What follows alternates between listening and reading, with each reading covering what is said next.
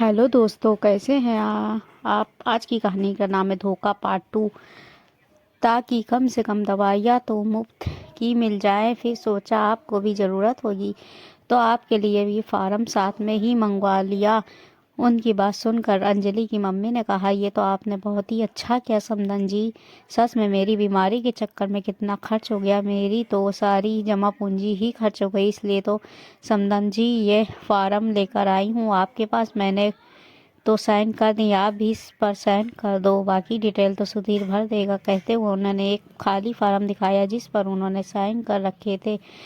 उनकी बात मानकर अंजलि की मम्मी ने भी एक दूसरे फार्म पर साइन किए। 2-3 पन्नों के उस फार्म पर साइन करने के बाद शोभा जी उनसे बोली, अच्छा समदन जी, अब आप आराम करो, आपकी तबीयत ठीक नहीं रहती और फिर मैं आपसे इतनी बातें किए जा रही कह कर वो उस कमरे से बाहर आ गई।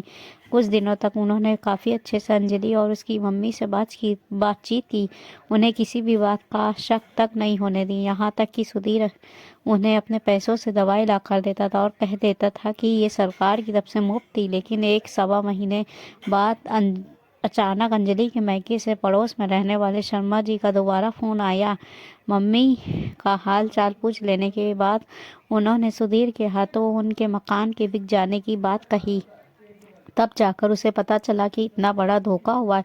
उस रात उसका सुधीर और शोभा जी सच्चा खासा झगड़ा हुआ था, पर दोनों बेशर्मी के साथ बोले थे, अरे आज नहीं तो कल सब कुछ हमारा ही तो था, बेचकर हमने हमारे काम में ले लिया तो गलत क्या।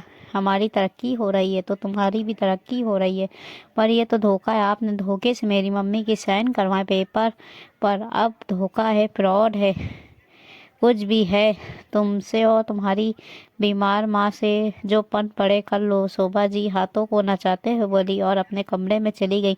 उन लोगों की झगड़े की आवाज़ अंदर तक अंजलि की मम्मी के पास पहुंच रही थी। अंजलि जब उनके पास गई और बोली, मम्मी बहुत बर्दाश्त कर लिया मैंने इन लोगों को, आज तो मैं इनको पुलिस के हवाले करके रहूँगी। इतना बड़ा धोखा दिया है हमें इन लोगों ने, अब चाहे तलाक ही लेना पड़े पर मैं इन्हें छोड़ूंगी नहीं। नहीं बेटा, तो कुछ नहीं करेगी। मैं अब कितने दिन की मेहमान हूँ, फिर मेरे बाद जो तेरा कोई है ही नहीं। अंजलि की मम्मी ने कहा, पर मम्मी इन धोखेबाजों के साथ बेटा नहीं तो कोई कोई तो है, कम से कम तू अकेले तो नहीं रहेगी। तू बस इस घर को छोड़कर नहीं जाएगी। इन लोगों के कर्मों की सजा तो ईश्वर देगा तुझे, बस मेरी कसम। अंजलि की मम्मी ने अपनी कसम देकर उसे रोक लिया, लेकिन वो इस दुनिया में ज़्यादा दिन नहीं रही। कुछ दिनों बाद ही उनका देहांत हो गया। पर शोभा जी और सुधीर को कोई दुख नहीं था उनके लिए, जो बस अब पीछा छूटा था। पर अंजलि तब से बहुत दुखी थी। इस बात को भी 5 साल हो गए थे। दोनों माँ बेटे को अपनी गलती का कोई दुख नहीं था, लेकिन अभी 2 महीने पहले ही सुधीर के बिजनेस पार्टनर ने उसे धोखा दे दिया, जिसके कारण उसे काफ़ी नुकसान उठाना पड़ा था। बार बार उसके घर चक्कर लगाने के बावजूद भी वो सुधीर को कुछ भी देने को तैयार नहीं था। इसी बारे में वो और शोभा जी उसके पार्टनर के घर जा रहे थे कि रास्ते में एक्सीडेंट हो गया। सुधीर को तो हल्की फुल्की चोटें आई थी, लेकिन शोभा जी को बहुत ज़्यादा लगी थी। 20 दिन तक तो वो हॉस्पिटल में ही रही। वहाँ तो नर्स ने संभाल लिया था, लेकिन घर आने के बाद उन्हें किसी न किसी की ज़रूरत होती थी। लेकिन अंजलि सेवा करने से साफ मना कर दिया। आखिर कुछ देर बाद उसकी जेठ जेठानी वहाँ पहुँच गए। जेठानी ने आकर ही शोभा जी को संभाला था। ये देखकर सुधीर ने कहा, देखो ये भी एक बहू है जो अपनी सास की सेवा में तत्पर है, वरना कुछ बहुएं तो ऐसी होती हैं जिसे अपनी सास से कोई लेना देना ही नहीं होता। इससे पहले कि अंजलि कुछ कहती, उसके जेठ ने कहा, सही कहा तुमने, कुछ बहू अपनी सास की सेवा कर लेती हैं। बस बात यह है कि मैंने अपनी पत्नी के साथ कभी कुछ गलत नहीं किया और ना ही किसी को करने दिया। पर तुमने मम्मी के साथ मिलकर अपनी पत्नी और उसकी मम्मी को धोखा दिया, फिर तुम मुझसे सेवा की उम्मीद कैसे कर सकते हो। अपने भैया की बात सुनकर सुधीर चुप हो गया। कम से कम तुम्हारी पत्नी तुम्हारे साथ तो खड़ी है। मेरा पति ऐसा कर देता तो जेल की हवा खिला देती। अचानक भाभी ने कहा, भैया भाभी 2 दिन वहाँ रहे, पर भाभी ने ही शोभा जी को संभाला। अंजलि एक बार भी कमरे में नहीं गई, ना ही भैया भाभी में उससे कुछ कहा।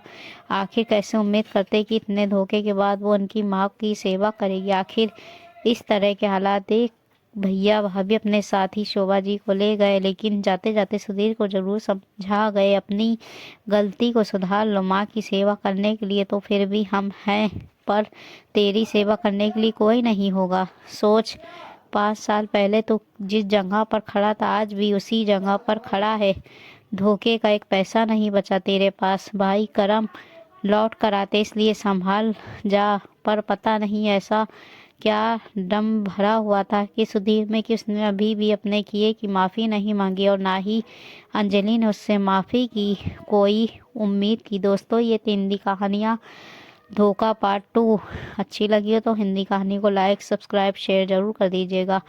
कल फिर मिलेंगे एक नई हिंदी कहानियों के साथ, तब तक के दुआओं में याद रखिए। अल्लाह हाफिज़।